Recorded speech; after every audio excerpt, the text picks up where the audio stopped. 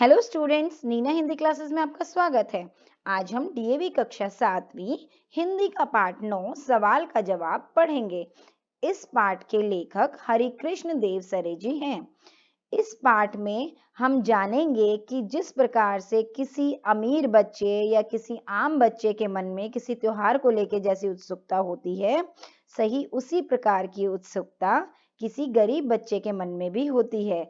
गरीब बच्चों को भी त्योहार मनाने का अच्छे से मन करता है, लेकिन पैसे के अभाव में, धन के अभाव में वे कई बार बहुत सारी चीजें नहीं खरीद पाते और सिर्फ दूर से बाजार के दृश्य को देखते रहते हैं और कभी-कभी इस वजह से उन्हें अपमान का सामना भी करना पड़ता है। तो आइए इस पाठ को शुरू करते हैं। उस दिन रविवार था। मैं कॉलोनी की मार्केट में जाने के लिए तैयार हुआ तो तन्मय भी साथ चलने की जिद करने लगा। यहाँ मैं कौन है? तन्मय के दादाजी। उसकी दादी बोली, ले जाइए ना, आजकल दिवाली आने की खुशी में बाजार खूब सज रहे हैं। हाँ, तो रविवार का दिन था और दादाजी कॉलोनी की जो मार्केट थी उसमें जाने के लिए तैयार हैं। तो तन्मय, उनका जो पोता है, वो भी साथ जाने की जिद कर रहा है। तो दादी बोलती हैं उसकी सिफारिश लगाते हुए दादाजी से कि इसे साथ में ले जाइए ना, आजकल दिवाली की चक्कर में बाजार बहुत ज्यादा सजे हुए हैं। बच्चा है, देखकर खुश होगा।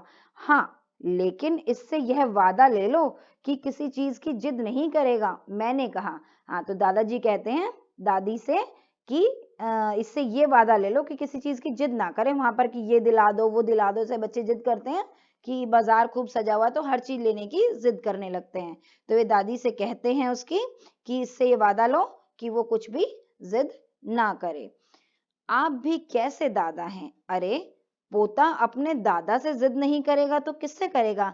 ले जाइए और जो कहे वह खरीद दीजिए, ऐसा दादी कहती हैं तन्मय की उसके दादाजी से कि वो जो भी मांगे उसे खरीद के दे देना। दादा से नहीं मांगेगा तो और किससे मांगेगा? दादी की इस फटकार पर मेरी क्या हिम्मत थी जो पोते को बाजार ना ले जाता। ठीक है, तो दादाजी कहते हैं कि दादी ने जब ऐसी फटकार लगा दी तो मैं क्या, मेरी क्या हिम्मत कि मैं उसको ना लेके जाऊं, तो उनको पोते को बाजार लेकर जाना ही पड़ा।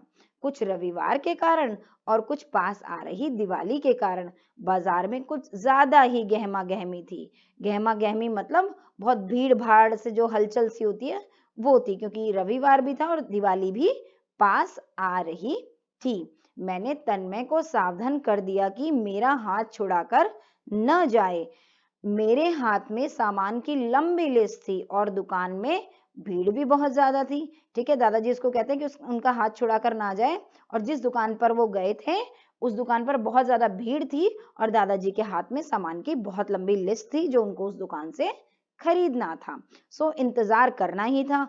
उस दुकान के सामने सड़क के किनारे पटाखों की दुकान थी। ठीक है, जिस दुकान पे दादाजी खड़े थे उसके ठीक सामने सड़क के किनारे एक पटाखों की दुकान थी। उसके सामने बच्चों और बड़ों की भीड़ थी। कहाँ पर? पटाखों की दुकान पर। कुछ लोग बड़े बड़े बंडलों में पटाखे बंधवाकर ले जा रहे थे। कुछ बच्चे हाथ में सीमित पैसे लिए महंगे सामान को देखकर यह तय नहीं कर पा रहे थे कि बम लें, अनार लें या बड़ी फुलझड़ी लें, क्योंकि उनके हाथ में पैसे की तो एक लिमिट ही होगी ना, तो सीमित पैसे थे और तो सामान बहुत महंगे महंगे थे। तो वो सोच रहे थे कि जितने उनके पास पैसे हैं उसमें वो क्या चीज खरीदे, बम, अनार या फुलझड़ी।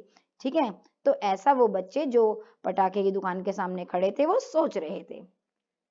जितनी बार विचार बदलता उतनी बार वे किसी न किसी आइटम का दाम पूछते और हाथ के पैसों से जब वह मेल न खाता तो चुप होकर दुकान के दूसरे आइटम के दाम पूछने लगते और सोचने लगते कि क्या लें क्या ना लें। ऐसे बच्चों की भीड़ भी कुछ ज्यादा थी। ठीक है, तो ये बार बार अलग अलग आइटम का पूछते दाम की किस दाम की है, और फिर जब उनको लगता कि नहीं उनके पास पैसे कम हैं तो वो चुप हो जाते, कभी दूसरी आइटम का दाम पूछने लगते। ठीक है, दुकानदार के ने अपनी खीज बच्चों पर निकालने के लिए उन्हें अधिकतम दाम बताए। ठीक है, ज्यादा से ज्यादा दाम बता दिए क्योंकि दुकानदार को गुस्सा आ रहा था जब बच्चे बार बार उससे पूछे जा रहे थे कि ये इसका दाम क्या है, उसका दाम क्या है, और खरीद नहीं रहे थे। तो दुकानदार परेशान हो गया था, उसने ज्यादा से ज्यादा दाम उनको बता दिए और उन्हें झिड़क दिया। दुकानदार की यह झिड़क मुट्ठी में अपनी इच्छाओं को बंद किए बच्चों को चुभी तो जरूर होगी, लेकिन उनकी मजबूरी ने इस चुभन को बर्दाश्त कर लेने के सिवा कुछ न कहने दिया। ठीक है, कि बच्चों कहीं ना कहीं उसकी बात तो चुभ गई जो दुकानदार ने कही, लेकिन वो सिर्फ बर्दाश्त ही कर सकते थे और क्या कर सकते थे, क्योंकि उनको पता है कि वो सब चीजें नहीं खरीद सकते। बच्चों की इस भीड़ में कुछ ऐसे बच्चे भी थे जो गरीब थे, मैले कुचैले कपड़े पहने थे और उनके हाथ में 1 रुपया तक न था। दुकानदार बीच बीच में ऐसे बच्चों को भी फटकार कर भगा रहा था, लेकिन वे तो विंडो शॉपिंग करने आए थे, जो हर दुकान पर खड़े होकर एक से एक अच्छे पटाखों को देख रहे थे, ताकि अपने मित्रों के बीच बैठकर इस विषय पर चर्चा कर सकें कि इस बार दिवाली पर किस प्रकार के पटाखे आए हैं। हाँ, तो कुछ गरीब बच्चे भी थे जिन्होंने मैले कुचैले कपड़े पहने थे। दुकानदार उनको बार बार फटकार कर भगा रहा था, लेकिन वो बच्चे सिर्फ विंडो शॉपिंग करने आए थे, खरीदने नहीं। विंडो शॉपिंग करना मतलब कि सिर्फ वो देखने आए थे, समझने आए थे कि बाजार में क्या क्या मिल रहा है, तो इस विषय पर वो अपने मित्रों से चर्चा कर सके कि इस बार दिवाली पर ये बाजार में आया है। ठीक है, पटाखों की दुकान का यह सारा दृश्य देखने के लिए तन्मय कब मेरे पास से चला गया, यह एहसास मुझे तब हुआ जब मैं सामान की लिस्ट देकर वहां रखे एक स्टूल पर बैठ गया। तन्मय का ख्याल आते ही मैंने घबराकर इधर उधर नजर घुमाई तो देखा कि वह सामने की दुकान पर पटाखे देख रहा है। ठीक है, तो दादाजी ने जैसे ही दुकानदार को अपने सामान की लिस्ट दी और एक स्टूल पर बैठ गए, उसके बाद जब तक उनका सामान पैक होगा तब तक के लिए वे एक स्टूल पर बैठ गए, तो तब उन्होंने देखा कि तन्मय तो उनके पास ही नहीं है, वो तो सामने की दुकान पर खड़ा हुआ है और पटाखे देख रहा है। ठीक है, मुझे तसल्ली हुई कि वह कहीं दूर नहीं गया। मेरा सामान पैक हो रहा था, सो मेरा इस और कुछ ज्यादा ही ध्यान था। अचानक तन्मय ने जोर से मुझे पुकारा, दादाजी। और मैंने मुड़कर देखा तो हैरान रह गया। तन्मय ने दुकानदार का हाथ पकड़ रखा था और दुकानदार घबराकर हाथ छुड़ाना चाह रहा था। ठीक है, दादाजी ने वहीं से बैठे देखा कि ये क्या हो रहा है, कि जो दुकानदार है तन्मय ने उसका हाथ पकड़ रखा है जोर से और वो दुकानदार उससे हाथ छुड़वा रहा है। ठीक है, मैं लपक कर वहां पहुंचा तो तन्मय गुस्से से चीखा, यह झूठा दुकानदार है, इसने गरीब बच्चों को चोर कहकर उन्हें थप्पड़ मारे हैं। गरीब बच्चों पर हाथ उठाने का इसे क्या हक है?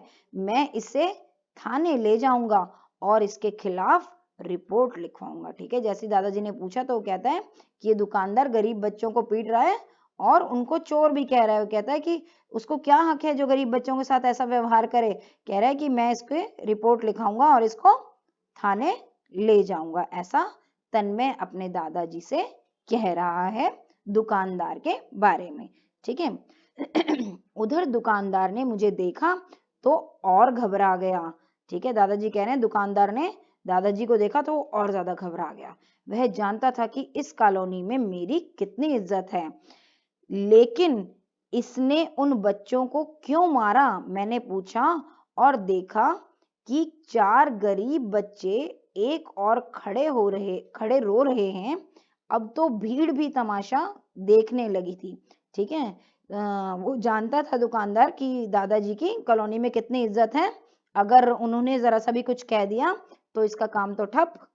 ठीक है, फिर दादाजी पूछते हैं इसने उन बच्चों को मारा क्यों, और फिर देखते हैं कि 4 गरीब बच्चे कोने में खड़े होके रो रहे हैं और भीड़ भी तमाशा देख रही थी। अब मेरे प्रश्न के उत्तर में तन्मय ने कहा, दादाजी ये गरीब बच्चे अगर पटाखे खरीद नहीं सकते तो क्या इन्हें देख भी नहीं सकते?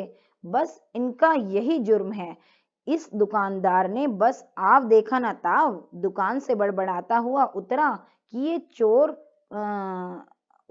ये चोर बार बार दुकान पर आकर खड़े हो जाते हैं और कुछ चुराने का मौका देख रहे हैं और ताबड़तोड़ इन बच्चों पर थप्पड़ बरसाने लगा। मैंने देखा तो दौड़कर इनका हाथ पकड़ लिया और कहा, कौन कहता है ये चोर हैं? कहाँ है इनके पास चोरी के पटाखे? खबरदार, अगर अब इन्हें एक थप्पड़ भी मारा बताइए दादाजी, क्या पटाखे की दुकान पर खड़े होकर उन्हें देखना जुर्म है? और अगर ऐसा है तो मैं भी पटाखे देख ही रहा था, लो मुझे भी मारो, मुझे भी चोर कहो। तन्मय जिस साहस और सच्चाई के साथ अपनी बात कह रहा था, उसे सुनने के लिए वहां इकट्ठा हुई भीड़ जैसे मौन हो गई थी। ठीक है, तो जब दादाजी उससे सब पूछते हैं तो तन्मय बताता है कि ये जबरदस्ती उन बच्चों पर ये चिल्लाने लगा दुकानदार कि ये चोर हैं और इन पर थप्पड़ बरसाने लगा। ठीक है तो तन्मय कहता है कि क्या पटाखे देखना भी गुनाह है? बस इन बच्चों का यही जुर्म है कि ये दूर से पटाखे देख रहे थे क्योंकि वो खरीद नहीं सकते। तो कहता है अगर ये चोर हैं तो फिर तो मुझे भी मारो क्योंकि मैं भी देख रहा था, फिर तो मैं भी चोर हुआ। ठीक है ना, क्योंकि तन्मय भी तो दूर से देख ही रहा था, अभी दादाजी ने उसको पटाखे दिलाए नहीं थे, वो दूर से देख ही रहा था। तो फिर वो ये कह रहा है कि गरीब बच्चों के साथ ऐसा व्यवहार क्यों जब मेरे साथ नहीं? तो ठीक है, और तन्मय जिस सच्चाई और साहस के साथ बात कह रहा था तो लोग उसे सुनने के लिए इकट्ठा हो गए थे और भीड़ मौन सी हो गई थी, चुप होकर तन्मय के साहस को देख रही थी और उसकी बातों को सुन रही थी। ठीक है तन्मय के तर्क के सामने दुकानदार भी शर्मिंदा हो रहा था। तर्क मतलब जो वो विचार अपने व्यक्त कर रहा था, उसके साथ जो वो बात कर रहा था, ठीक है उस पर दुकानदार भी शर्मिंदा हो रहा, जो भी वो आर्ग्यूमेंट कर रहा था। ठीक है, शायद उसे यही लगा और उसने तत्काल कहा ठीक है क्योंकि दुकानदार को यही ठीक लगा और उसने तत्काल कहा, एकदम से कहा, अच्छा भाई मुझसे भूल हुई, मैं माफी मांगता हूँ। दुकानदार ने उनकी तरफ जुड़े हुए हाथ उठाकर कहा, आओ तुम लोगों को मैं कुछ पटाखे फुलझड़ी मुफ्त देता हूँ। और उसने चारों बच्चों को एक एक पैकेट फुलझड़ी और थोड़े थोड़े पटाखे दिए। ठीक है, अब दुकानदार हाथ जोड़ने लगा, उसको लगा कि अब यही ठीक होगा और कहता भाई मेरे से भूल हो गई, मेरे को माफ कर दो। और वो बच्चों को, गरीब बच्चों को उसने थोड़े से पटाखे और फुलझड़ियां मुफ्त में दे दिए। भीड़ में से किसी ने कहा, देखा राजू, उस लड़के ने किस सच्चाई और साहस से इस दुकानदार को सबक सिखा दिया। और कोई कह रहा था, बनिया बड़ा चालाक है, सोचा माफी मांग लो और 10-5 रुपए के पटाखे देकर इस मुसीबत से छुटकारा पालो, वरना उलझ गए तो त्योहार की सारी दुकानदारी धरी रह जाएगी। ठीक है, अब लोग उसके बारे में ऐसी ऐसी बातें कर रहे हैं, तन्मय की बहादुरी और साहस के गुण गा रहे हैं और कोई दुकानदार के बारे में बता रहे हैं कि वो कितना चालाक है और उसने थोड़े से पटाखे देकर और मुसीबत से छुटकारा पा लिया। ठीक है, इस बारे में लोग आपस में बात कर रहे हैं। मैंने दुकानदार से अपना सामान रखवाया।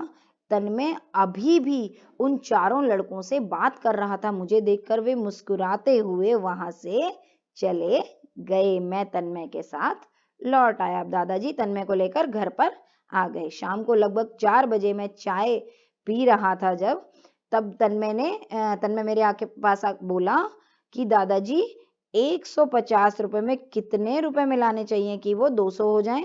हाँ, ऐसा तन्मय अपने दादाजी से पूछता है कि 150 रुपए में कितने और रुपए मिलाएं कि वो 200 बन जाएं? मैंने बनावटी गुस्से से कहा, तन्मय तुम यह सवाल मुझसे पूछ रहे हो? हाँ, क्योंकि इसका सही उत्तर आपको ही मालूम है, मुझे नहीं। क्या मतलब? मैंने आश्चर्य से कहा। ठीक है, तो तन्मय दादाजी से कहता है कि इसका सही उत्तर आपको ही पता है। दादाजी कहते हैं क्या मतलब?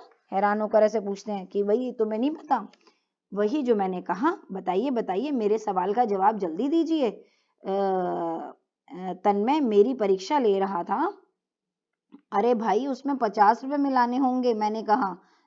तन्मय ने मुझे 150 रुपए देते हुए कहा, तो इन रुपयों में 50 रुपए मिलाकर उन्हें 200 रुपए बनाने का जादू आप ही दिखाइए। लेकिन क्यों दादाजी? इस समय कोई सवाल नहीं, केवल उत्तर दीजिए। ठीक है, तो वो दादाजी को कहता है 150 में 50 रुपए और मिला दो और इसको 200 बना दो और अभी मेरे से कोई सवाल मत करो।